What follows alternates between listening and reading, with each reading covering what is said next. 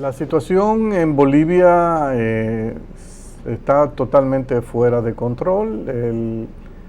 El expresidente Evo Morales, después de haber tratado de presentarse por cuarta ocasión, luego de un referéndum donde se le había rechazado, obtuvo un fallo favorable del Tribunal Constitucional donde se decía que él tenía realmente el derecho de volver a presentarse por un cuarto periodo consecutivo. Él entendía que con los logros en materia de progreso económico y social que había evidenciado Bolivia bajo su administración, estaba todo el carril abierto para él presentarse. Corre durante ese proceso y enfrenta a una oposición bastante agresiva, donde se estuvo muy alerta de que no se produjese ningún proceso fraudulento en las elecciones. Observadores internacionales, organismos internacionales como la OEA, etcétera, después de protestas de la oposición, dicen que el proceso fue ilegal, o sea, en el sentido de que se violentaron normas y se incurrieron aparentemente en prácticas fraudulentas. Eso comenzó a desatar protestas en las calles. En un momento el presidente candidato anunció que él iba a convocar a nuevas elecciones, que reconocía que ese consejo electoral que había dirigido el proceso había incurrido en fallas y que en consecuencia, para bajar las tensiones, iba a repetirse las elecciones, un nuevo proceso electoral. Pero las protestas no se dieron y las Fuerzas Armadas tomaron una posición de darle prácticamente un ultimátum a Evo Morales, quien no tuvo más opción que salir corriendo y tomar un vuelo e irse a México, que fue el país que le dio finalmente asilo. Una legisladora de la oposición asume la presidencia bajo un ambiente donde hay prácticamente una ruptura total de la institucionalidad. Muchos argumentan que lo que se ha producido es un golpe de Estado. Bueno, en la práctica sí es un golpe de Estado porque había un presidente y ese ultimátum de la Fuerza Armada opera en la práctica de facto como un golpe de Estado.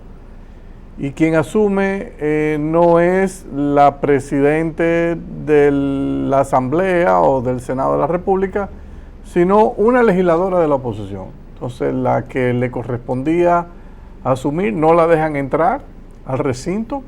O sea, hay todo un ambiente de desorden generalizado. Y esto está creando una crisis sin precedentes en Bolivia. Un país que sin lugar a duda había avanzado mucho, montado fundamentalmente en los recursos generados por las explotaciones de gas. Disfrutaron de buenos precios durante muchos años y se hizo una administración de los recursos bastante razonable, se mejoró el nivel de vida y las condiciones de vida, pero quizás Evo Morales no entendió que después de 3 periodos consecutivos, 12 años, forzar un cuarto periodo ya era demasiado y no se preparó mentalmente para ceder el paso a nuevas generaciones. Y este es un problema que tenemos a veces en la región, donde realmente la gente no está preparada para ceder el mando a un nuevo partido o a alguien de tu propio partido que pueda continuar con la labor positiva que tú puedas haber desempeñado. La situación en Bolivia, por lo tanto, que era una de las economías que se veía bien en el papel, que registraba progreso, entra ahora al concierto de naciones latinoamericanas que están envueltas en una violencia generalizada, en una incertidumbre creciente y un desconcierto total de lo que le depara el futuro. Nosotros, por ejemplo, tenemos el caso de Haití. Nadie sabe qué es lo que está pasando en Haití. Solamente uno recoge las informaciones de prensa, pero eso, de nuevo, es el reflejo de un Estado fallido que tenemos nosotros, lamentablemente, muy cerquita, y lo cual puede tener implicaciones graves sobre la República Dominicana. Tuvimos recientemente el caso de Ecuador, que se ha calmado un poco, pero realmente también esa democracia fue puesta en tela de juicio por la decisión de un gobierno de querer desmantelar 40 años consecutivos de subsidios en los precios de los combustibles, cuando ya esa economía no da más. Tiene unos niveles de deuda altísimos, tiene una presión tributaria alta, un gasto público elevadísimo, y entendía que si no mejoraba la recaudación, la situación no la podía manejar, se iba a salir de control. Bueno, se tomaron las medidas y una parte de la población se lanzó a las calles y le dieron fuego a muchos activos de Ecuador. Esa situación está relativamente latente ahora, un poquito más calmada. Tenemos el caso de Chile, que es un caso paradigmático. Chile, la economía de más progreso económico y también social de la región en los últimos 30, 40 años, a través de un modelo, una estrategia de crecimiento y desarrollo basada fundamentalmente en políticas de mercado, pero combinadas también con una política de intervención social en áreas donde el sector privado no puede ofertar los bienes y servicios a un precio razonable. Es todo el principio de subsidiariedad del Estado que se ha establecido en Chile, que quizás, dicen algunos, fue llevado por los diferentes gobiernos socialistas, de derecha, de izquierda, a un extremo, en el sentido de que quizás no se dieron cuenta que había un segmento de la población que no podía afrontar los precios de los servicios públicos en el área de la salud, de la educación, que se estaban ofertando bajo el esquema dual de, por un lado, el sector privado ofertando y por el otro lado el sector público. Incluso se critica mucho que la mejor universidad de Chile, que es la Universidad de Chile, es una universidad estatal, y resulta sorprendente, pero es la universidad más cara. Entonces, muchos estudiantes reclaman que para poder ingresar a las universidades tienen que incurrir en un gran endeudamiento y que no están en capacidad de pagar. Todos quieren que le condonen la deuda, y hay toda una situación ahora del nuevo gobierno, del gobierno del presidente Piñera, que ha tratado de reestructurar de arriba abajo, reestructuró el gabinete, nombró un nuevo ministro de Hacienda, que se dice que es una persona bastante bien formada en economía, pero que tiene formación también en sociología, política, y que parece ser que tiene una facilidad de comunicarse y de hacerse creíble, y que ha ido comenzando a ceder en posiciones, a hacer planteamientos que van calando. Pero hay una parte en la calle que no tiene oídos para escuchar absolutamente nada, y lo que está es convocando a destrucción de los activos de ese país. Lo más grave de todo es aparentemente la relación tirante que existe entre el presidente Piñera y los militares. Las informaciones que se tienen es que los militares no están contentos con Piñera, y por eso también su decisión de retirarse de las calles y no salir a dar un frente para imponer el orden y la disciplina, como tradicionalmente ha sucedido en la región. Uno de los elementos que se argumenta es que hay una serie de generales muy viejos, ya muy entrados en edad, que están siendo juzgados por cosas del pasado. Las Fuerzas Armadas entendían que eso era mejor pasar a la página y no proceder a enjuiciar personas que en su mayoría pasan de los 75 años de edad. Piñera, por razones de delicadeza, no quiso acceder a esa petición de los militares, y los militares dicen, bueno, pero si nosotros corremos el riesgo de que cuando hay necesidad de reprimir y poner el orden, en el futuro nos van a someter, entonces el mejor caso es este que tenemos de frente. ¿Cómo nosotros vamos entonces a lanzarnos ahora para que después nos saquen la alfombra debajo de los pies?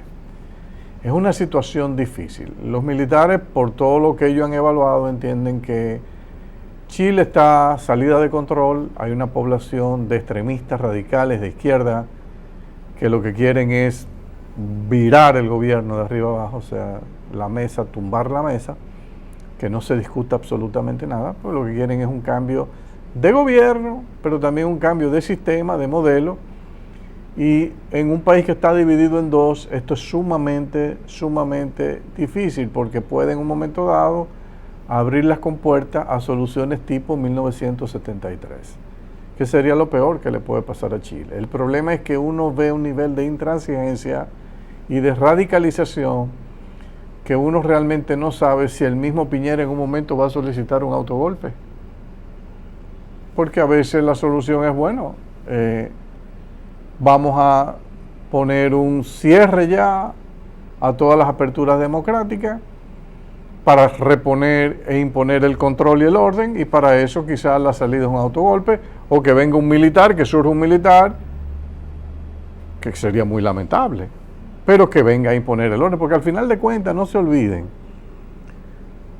la gente puede tener hambre, la gente puede tener demandas de salud, de educación, pero ante todo, el miedo es la clave detrás de todo esto. Y si la gente siente temor porque se perdió orden y disciplina y seguridad en las calles, eso es lo primero que se va a atender.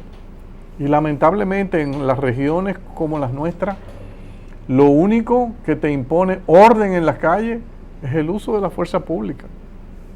Yo no conozco otro mecanismo.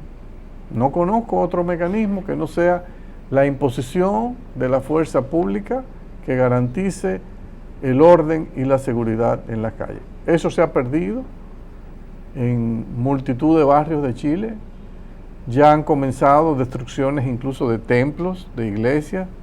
Eso nunca se había visto, o sea, destruyendo estatuas, etcétera. En un país eminentemente católico como Chile, luce como una especie de afrenta, de un desquite de grupo de la sociedad, obviamente comunistas, de izquierda, que entienden que la religión es el opio de los pueblos. Entonces, bueno, vamos a destruirla, claro, vamos a demostrarle que... O sea, que hay ya ejemplos que uno está viendo que Chile uno pensaba que había dado el brinco, pero no lo había dado. Definitivamente había una parte de la sociedad que no se sentía contenta, quizás sus expectativas no se habían satisfecho, quizás entienden que el Estado debió hacer más, y en todo derecho yo creo que ese es un tema que se puede discutir, porque el tipo de sistema económico que tú quieras establecer en un país, yo acepto la discusión de que no, mira, yo quiero un país con una presión tributaria de 20% y que el Estado se limite a hacer lo que puede hacer con eso,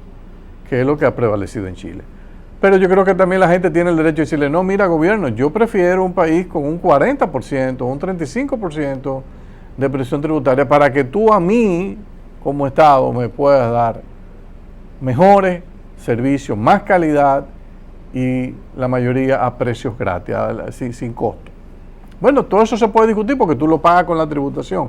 El tema entonces, ¿cómo tú articulas esa tributación para que te reporte ese nivel de ingreso? Entonces yo creo que quizás esa es la discusión que Chile va a tener que tener. Si realmente la mayoría quiere servicios públicos, transporte, salud, educación y pensiones, esos cuatro fundamentalmente, gratis, o sea que a usted le den, no, usted nació, mire, cuando usted llegue a los 65, no se preocupe, usted va a tener una pensión equivalente al 80% de lo que usted ganaba. Porque usted nació y usted tiene derecho, como chileno, a vivir hasta los 90. Hasta vivir, sin importar, no, yo le tengo que garantizar eso. Es que usted ahorró, no, eso es un invento de la capitalización, olvídense de eso. Entonces, eso se puede montar. Pero en Europa, como lo han montado, es que usted, por ejemplo, en España, paga el 28% de su salario para eso. Todos los meses, ¿eh? Todos los meses el 28%. Entonces, cuando usted se retira, le sacan un 80, un 75%. En muchos países de todas las reuniones de la OECD, las tasas de contribución, hay países como Italia que llega a un 33% del salario. Bueno, entonces, se puede montar en Chile. Ahora, ¿están los chilenos preparados que cuando ganen 100,000 pesos chilenos le quiten 30,000 para ir a su cuenta de reparto? Es una cuestión para discutir. Lo que no puede ser es que sea, algo que lo financien con emisión de dinero sin respaldo, porque ahí entonces el gobierno va a recaudar el impuesto a la inflación y ese es muy doloroso. En Venezuela está funcionando así, los resultados se conocen, o sea que pienso que el problema es que en Chile, esto que estamos planteando aquí, no hay, por lo que se ve, espacio para discutirlo porque no hay orden en la calle. Alguien va a tener que poner el orden. Yo no sé si va a ser Piñera, que luce muy asustado, que no se atreve absolutamente a tomar ninguna decisión. Aparentemente quiere que los militares asuman el control, pero sin pedir nada a cambio. Eso es wishful thinking, eso es tú estar soñando, porque no es verdad que lo van a hacer. Entonces quizá Chile, no sé si tendrá que repetirse este ciclo lamentable de dictadura, democracia, volver a un régimen de fuerza para preparar de nuevo y volver a democracia. Yo no lo sé, o sea, el tiempo lo dirá, pero es lamentable que una economía que fue la estrella de la América Latina, quizá por esta separación y falta de integración social, que aparentemente es una realidad, ha generado muchos resentimientos y esos resentimientos hoy se han desbordado y quizá posiblemente luces que han sido aprovechados por grupos de izquierda. Por ejemplo, ahí salió incluso en el caso de Bolivia imágenes de cubanos con dinero tratando de incitar desorden. O sea, ya uno no sabe lo que está detrás de todo esto, o sea, pero luce una región totalmente convulsionada y solamente tenemos que cruzar los dedos porque hay otro país que, aunque el presidente es muy bien valorado, pero la forma en que está haciendo política está comenzando a cansar y uno no sabe si puede venir un desbordamiento también en un futuro, el caso de México. De México. México, la situación no luce bien. Claro, es un presidente que, a pesar de no haber hecho nada, a pesar de que la economía está decreciendo, su discurso populista contra los ricos, contra las empresas, le ha ido a aumentar su nivel de respaldo y popularidad. Y entonces quizás eso lo puede ayudar. No sabemos hasta cuándo, no sabemos realmente hasta cuándo. Vamos a hacer una pausa para que Jacqueline continúe con este tema en el próximo segmento.